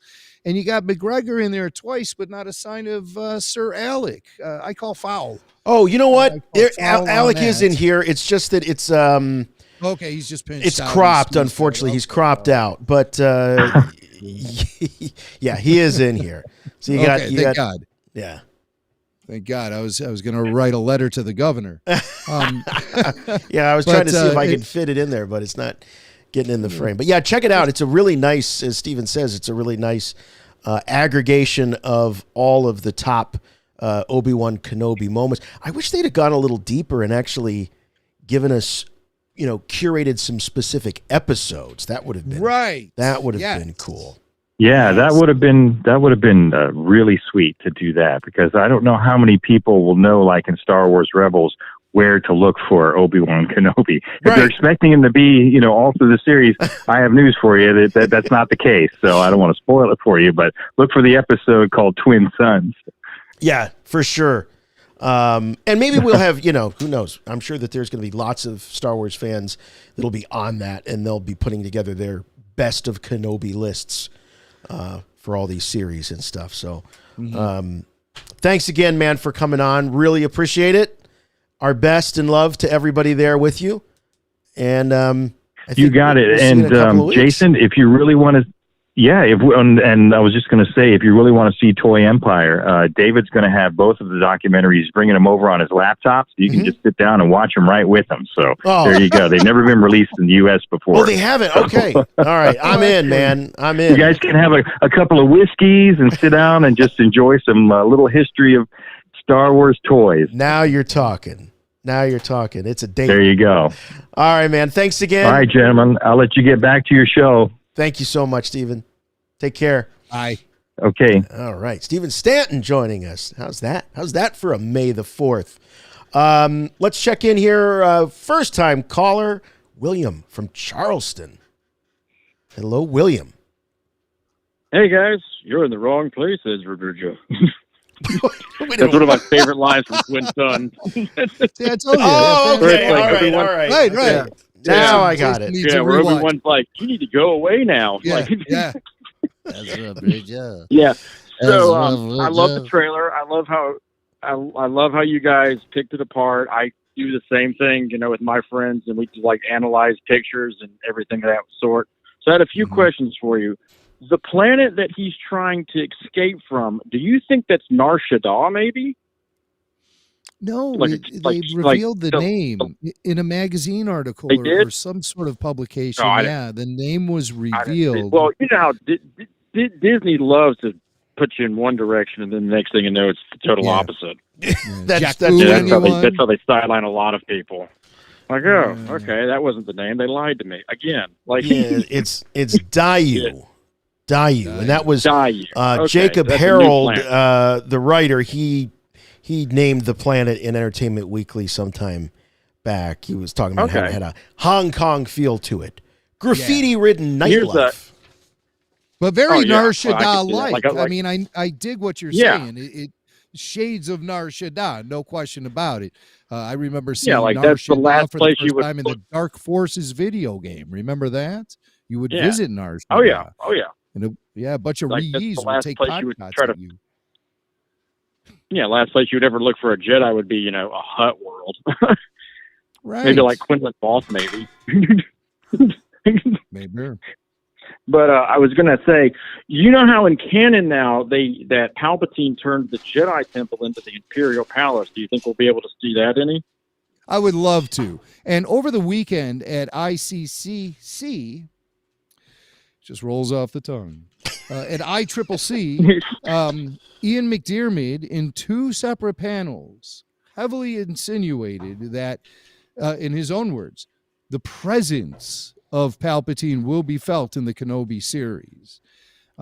He did specify you may not be seeing him actually on screen, but his presence will be felt. So there may be a voiceover. There could be a holographic thing going on or something along those lines. But I expect we will be seeing his name in the credits at some point.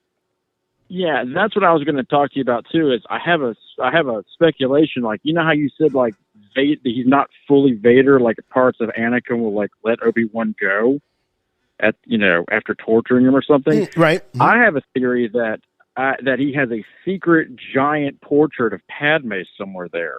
And every time he looks at her, he gets angry and just full of rage. And then for that one brief moment, he looks at her, remembers what it was like, and then like hits a button to release him. And that's it. Like he just goes back to staring at lava because that's all he can do. And that's Palpatine pays him a visit. He sees that on the wall. He's going to lose his mind. Yeah. What are you doing with and this? That's like the beginning of their rift. Is like Palpatine can sense what he did on Coruscant. So what you're telling me is that Palpatine's going to walk into Vader's bedroom and see a pinup of Padme on the wall, and he's going to come ripping it off? Exactly. Yeah. Like my mom did with my Cindy Crawford poster? We've been over this before, Vader. You cannot have her up here. Oh my God. That's an image, dude. Or it's a giant portrait of sand. No. Now that one I could see. Maybe he has like a Bacta tank to make him angry. He drops him in to the sand. Yeah, he's like, I don't like sand, and it just enrages him. Obi-Wan brings sand from Tatooine, and that just sets off the duel. I don't like sand. Chris Knox, he's bringing sand from Tatooine in little vials. It's legendary. Christian visited Tunisia and went to all the shooting locations for the original Star Wars there, at the Lars homestead and everything. Christian was there, and he famously brought home bags upon bags, smuggled home bags upon bags of Tatooine sand, which he used as a promotional item for the DVD of his documentary, The Force Among Us. I was like, that's pretty clever. But I just imagine him with this suitcase full of sand. He's dragging a trail behind him in the airport. And, somebody randomly says. And Kenobi's like this. He's like, I have Force Awakens, The Force Among Us, sand. and he blows it into Vader's face, like right into the grill. Especially with all those burns and the shredded meat hanging off of him, like imagine what the sand feels like. Feels like now. I could see this happening in Star Wars Detours. I don't know if Kenobi would be the appropriate platform. Yeah, for William, this I think level of wackiness. I think your calling is definitely head writer of Star Wars Detours. I'm digging it. Yeah. I'm digging it. All right, man. Thanks for the call. Buddy. All right, we got Izzy calling from Florida. Hey, you know, that last caller, he went off the deep end, and I love speculation like Yeah. that. That's good stuff. I don't think there's a snowball's chance in hell that's going to happen, but it's still fun. Maybe. It's fun. Like I said, we're throwing everything against the wall. What's up, Izzy? Hi, guys. Honestly, just absolutely massive fan. Just wanted to let you both know. This is the first time ever actually being able to call on the show, but I know that you guys have addressed this a couple of times today about the interaction between Obi-Wan and Uncle Owen. And I don't think that he is being standoffish for the reason that everybody else thinks. I think that the reason why he's saying that, you know, you need to leave us alone and, oh, like you trained his father is just because the fact that the Jedi are still being hunted. I think that's the whole reason he wants them, like he wants Obi-Wan to leave them alone, is that they don't want to be part of all of this conflict. Because you think about it, in New Hope, he just kind of hands Luke over. So, like, how much does he actually know about what happened to Anakin? Yeah, it seems like he knows enough. Yeah, but I've wondered this too, Izzy. I've wondered, because you're right. At the end of Revenge of the Sith, there's a very quick handoff. And there doesn't seem to be any clue as a meetup or a conversation or anything. But somehow Owen is caught up. Owen and Beru know what happened. And that has to happen at some point. I mean, is it something we might see in this series? Jimmy Mac's absolutely right. He knows. There's no question he knows. But I'm with you in like, I want to know more about how he knows and what version, what point of view, you might say, has he been told this tale? Because it doesn't sound like it's a very Obi-Wan friendly version. Yeah. You know, right? Because you don't know exactly to the extent that he may know exactly what happened to Anakin. Right. He thinks he knows. But what version of the truth? Yeah. Yeah, I love it. Exactly. It does make you wonder. I mean, he clearly sees Obi-Wan as a threat to Luke. That wizard's just a crazy old man. You know, don't go anywhere near him. Yeah. But I also like what you were saying earlier about that it's less about the training and all of that and more about, you know, just trouble and danger and heat and everything just follows this guy wherever he goes, and we want no part of it. No part of it at all. Exactly. He's going to distance himself away from that. And like, how much blame are we going to see like Obi-Wan internalize throughout the show? Because even in the poster with Vader being like right in the center of him, you can tell that's the imagery that they want to present, is that he feels like he's the reason that all of this is happening. Yeah. Well, yeah. Well, I think we'll find out why. So, well, thanks a lot. Hopefully. That's we got lots to look forward to, man. Yeah. We got a lot to look forward to. Thanks, Izzy. Let's see. I think we got a couple more super chats here. Darth Good Guy. Love you guys. Super pumped for Kenobi. Yeah, we are too. Thank you very much, man. Appreciate that. Also, Darth Good Guy. He is a good guy. He is, yeah. He's a heck of a good guy. Lives up to the billing. And here's Garrett. Garrett says, what did you guys think Anakin's relation to the Lars was before the prequels? Been with y'all for about 3-ish years, a Patreon for 1-ish. Well, thank you-ish. I'm in Milwaukee and hope to make it to the GG Arcade. Thanks, guys. No, the Ghost. Galaxy Galloping Ghost. Yeah, we'll definitely be having another hangout here as the weather starts getting nicer. There's no question about that. I think the Babu freaks are itching to get back to the arcade and some old school video games, and then followed by cocktails. which is always a lot of fun too. But the question, what do you think Anakin's relation to the Lars was before the prequels? I don't know how to take that because he wouldn't know them before the prequels. Let me see what I think you're trying to parse. Anakin's relationship to the Larses is there any possibility that he had contact with the Larses between episodes 2 and 3? Well, they had to be floating around Mos Espa because Shmi Skywalker isn't going far away from Watto's shop as a slave, you know? No, I'm not talking between 1 and 2. I'm talking about between 2 and 3. He meets Owen and Klieg in episode 2. And then and episode 3. I mean, is it possible he ever went back there? Was there any kind of relationship that might have been furthered or developed? Did he go back to visit his mom's grave? I say unlikely. Yeah. Unlikely. At this point, he's already developed a huge disdain for Tatooine as he complains to Padme. It's not a place he wants to go back to. And then he gets pulled back there by these bad visions of the Force, takes it back to his childhood home where he was enslaved. There's nothing he likes about this place, and he seems very uninterested in maintaining any sort of relationship with Owen Lars. He's like, I guess we're brothers, and Anakin's like, big whoop, dude. I'm fighting a war here, pal. And also the other thing is there is a war. The Clone War begins, and Anakin is called into service as a general. So he doesn't really have downtime to be going check in.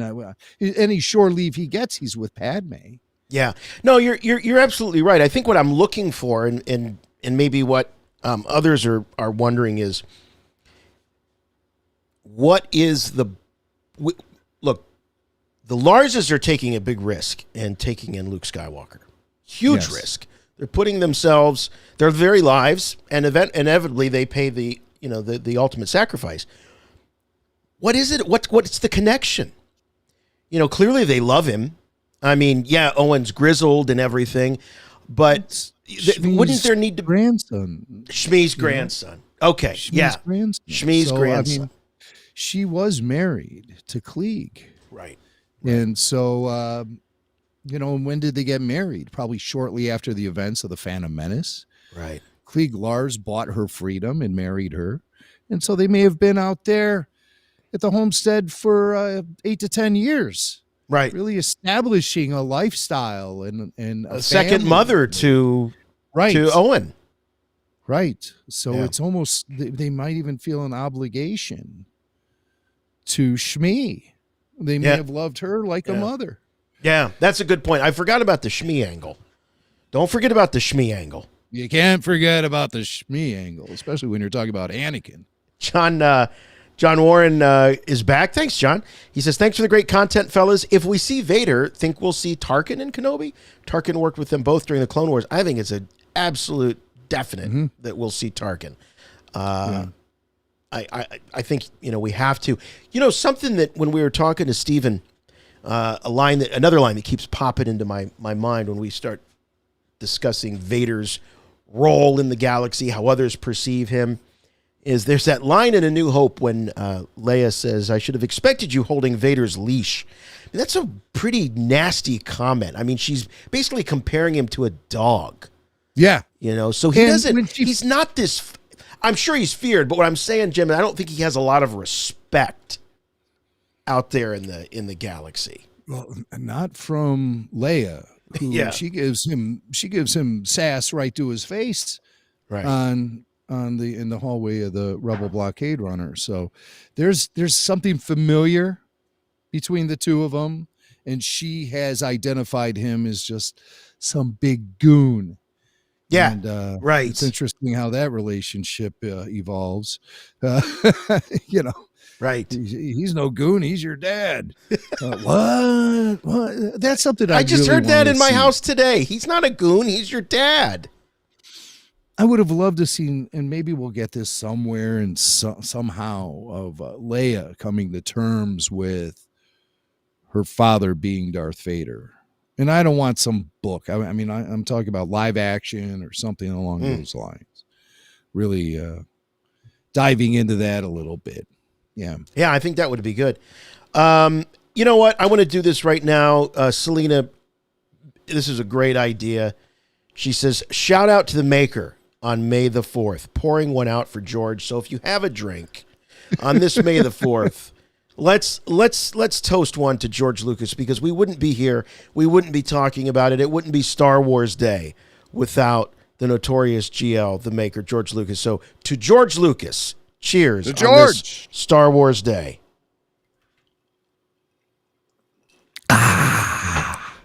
Thanks for the reminder, Selena. That's a good one. Avery's Revelries says, turned 54 years old today. Thanks for making the wars more fun for us fans. May the 4th be with you. Thanks, Avery's Revelries. Happy birthday. And happy birthday, 54. And I marked this one, Ghost Feared Whiskey in the Jar Jar. Somebody please create a band. It's such a great name for a band, Whiskey in the Jar Jar. That was a good one. Now I need a Jar Jar decanter for my whiskey. I love that. That was awesome. Let's take one more call, and then we're going to wrap things up here. We got last caller bringing things in home. This is Ty from Utah. Ty from Utah, no pressure. Last caller here. Ty. Good evening, guys. How are you? Hey, Ty. Doing well. Good. So I see you both like on my computer screen. I had to take my earpiece off because I can't talk on the phone and see you online. So it's like, what the heck? Yeah, I don't want to hear my voice. Yeah, you don't want to do that. Right. So it's a little. Yeah, you don't want to do that. Just touch talking to your phone. Forget what you see or hear coming out of your computer. This is a phone call now. Okay. Because I think there's a delay. Couple of questions. Yeah. Mm-hmm. Go for it. Do you think Mr. James Earl Jones will be in doing the voice of the Dark Lord and Kenobi? Somebody asked Hayden this. He was making a public appearance somewhere, and he replied with a firm no comment. So, yeah, you'd have to think, of course. Plead the fifth. As long as James Earl Jones, he is getting older, but he still has those pipes. And I'm sure as long as those are operating and he's up for performing, he will own the voice of Darth Vader in live action. Yeah. Obviously, we know in video games and elsewhere they use sound-alikes. But for live action, especially one of this level, with Ewan McGregor coming back to play Obi-Wan Kenobi, I would bet the house that James Earl Jones will be voicing the character. Yeah. It's got to be. I don't think it's going to be hated. I mean, makes sense if he was back for they got him to do Rogue One. I mean, right. 5-ish years ago. They even brought him back for Rebels. I mean, even the animated stuff. He's right. Heck yeah. The microphone for it, so. Mm-hmm. Yeah, I mean, totally. So yeah, I saw the trailer this morning before I went to work, and busy day at work, and this is great to talk about Star Wars stuff and just. Even if it's online with people I have no idea who they are, I mean, it's still fun and awesome and makes my day. Hey, online people are some of the best people. They're not going to show up at your house unexpected. You're not going to run into them, in your pajamas at the grocery store. It's great. The best friends to have. No, that'd be awkward. Hey, man, thanks for calling. Appreciate it. Glad you found the show. I think that's gonna do it. What do you think? Yep. What a great trailer. Of course, leave it to RFR to provide you with 2 hours of dialogue about a 90-second trailer. That's what we do here. That's what we do here. Yeah, for sure. And huge thanks, as always, to Tyler. Tyler, man, thank you. We didn't get your thoughts. Let's get your thoughts about the trailer. Well, my thoughts on this Benny trailer are basically that. What'd you call it? I don't know. What did I call it, Jimmy? Did I call it Benny? The Benny trailer? Oh, Benny. The Benny. I thought you said Bettany, like Paul Bettany. Didn't we take a pledge in Nashville? We weren't going to refer to the character as Benny. As some are saying John Williams may have done with his turtleneck. Ooh, Benny. Ooh. Now, come on, Tyler. You open up with that, you know? Yeah, I did. I felt like... Hey, wait a minute. Wait, you know what? I just had a thought before. I got to interrupt Tyler just for a second. All the music was canned Star Wars music or canned trailer music. We've not had a debut of the Benny theme song. No. We didn't hear any of that. Okay. Yeah, we didn't hear any of that. This was Duel of the Fates largely for both episodes 1 and 3 when it gets brought back during the Anakin Obi-Wan duel on Mustafar. Little bits and pieces cut together. I heard nothing new. Nothing new. Mm-mm. Yeah. Okay. Back to Tyler's So review. I grew up as like a huge World War II history fan, and one thing I think of when I think of people hunting down these Inquisitors going out there, and I think it was present in Rebels, is just like the Inglorious Bastards type scene in the beginning, that iconic moment when the SS officer shows up to the house and he offers the milk. I would just love scenes that are reminiscent of that, maybe an Inquisitor showing up to the Lars homestead and having blue milk. I don't know if it needs to be that on the nose, but that was really that would be really amazing to have some of that. There's a lot more I could talk about, but we've been going 2 hours and I don't want to keep you guys any longer than we need to. So that's Tyler saying, I got to go to bed. I got to get up and go to work. Tyler, thank you so much, man. It's I always feel so much better going into these knowing that you're with us. Appreciate it. Thanks for having me. Tyler was pretty popular on the convention floor there. Noticed that. ITCC. Yeah. People were all reacting to Tyler. It was great. By the way, I've been chatting here a little bit back and forth with our buddy Steve Glosson, and Steve said, "Great show, love you guys. Hate I couldn't make it to Nashville." I know that was one thing that was missing. Whenever we get that Southern hospitality, we need our buddy Steve Glosson, and he's one of our favorites here. Yeah, he was missed. You came up a lot, Steve, in conversation. I'll tell you that. You came up all good things, but Jimmy Mac, final thoughts. Kenobi trailer. The official. Wow, final thoughts on the Kenobi trailer. I mean, it's led to so much speculation and analysis. I've pretty much bled it all over the place on this show. I mean, we've gone off the deep ends, I wouldn't mind seeing Palpatine torture Vader by putting his legs where his arms are and the arms where the legs supposed to be, mess with him like he's a Mr. Potato Head or elbow bone.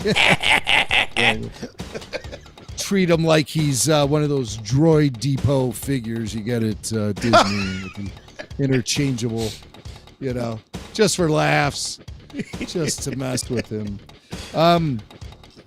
My final thoughts are the 27th couldn't be here fast enough.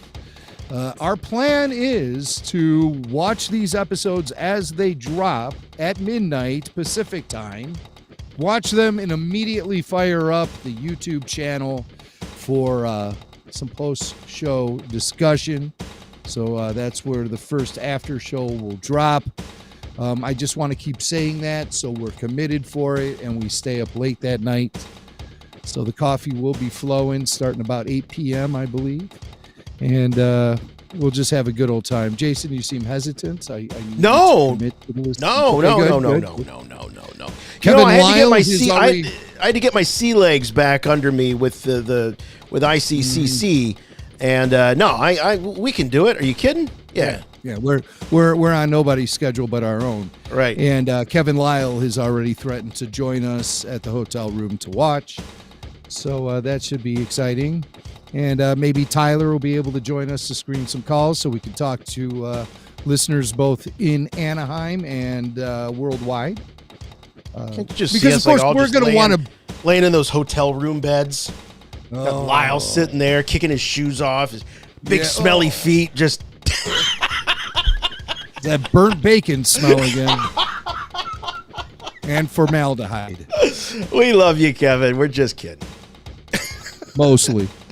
But no, always great to hang with Kevin. He was a wonderful part of our crew over the weekend, or we were part of his crew, however it breaks down.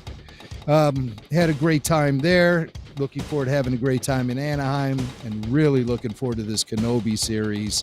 The anticipation is mounting, and again, I just hope it's good. And everything we've seen so far seems to indicate that it's going to be a lot of fun and a good time, and it's going to really expand things that we've always considered happening off screen up until this moment. Specifically, that relationship between Uncle Owen and Ben Kenobi. I really enjoy just even getting a little glimpse of that in the trailer, and I look forward to them expanding upon that and more. Kitster, not in this trailer. Yet. It's got yeah. Again, we're speculating he might have been that guy sitting there in the bar. We'll find out. And that'd be something. All right. Well, if you want more Rebel Force Radio in your life, go to rebelforceradio.com. It's got links to everything that you need, including our Patreon. As you heard on the program tonight, we had a lot of Patrons giving us a call, many in the chat. So that's one of the benefits, one of the perks is that you get shot to the head of the queue on these live shows. And there are all kinds of great perks. You can check that out at rebelforceradio.com. We'll be back with the Obi-Wan Kenobi after show on May 27th. Late, but it's going to be worth it. It's going to be a lot of fun. That'll do things. That'll do it. That'll do it for us. We'll see you next time. For Rebel Force Radio, I'm Jason. And I'm Jimmy Mag. And remember, with you, always.